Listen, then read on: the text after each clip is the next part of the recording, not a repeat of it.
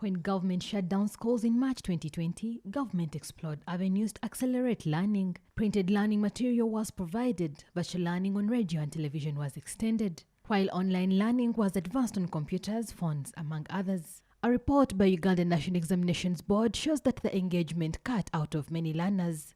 In at least half of the primary schools and two-thirds of the secondary schools, learners were consumed with home chores and casual labor. Due to the load of chores, learners failed to secure study time and struggled with fatigue later in the day. In 10% of the secondary schools, the senior 3 learners lost interest in learning at home. Two-thirds of P6 learners, representing 66.5% of the 269 primary schools, had some form of studying during lockdown.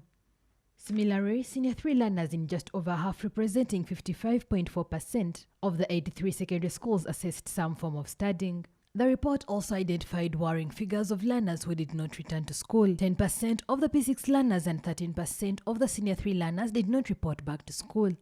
The proportion of girls in P6 was lower at 8%, while 10.2% boys did not return.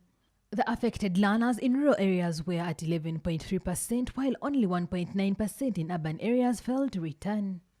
11.8% of the learners in public primary schools did not return to school. Private primary schools gained 1.5 more of returning P6 learners.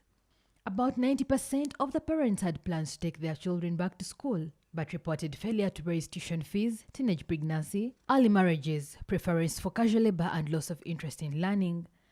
A report by Economic Research Center reported globally, the outbreak of the COVID-19 pandemic greatly disrupted education systems, excluding majority of the learners, especially those in rural areas, without access to electricity and the internet. Lakia Terry Wijura, CTV, PM Edition.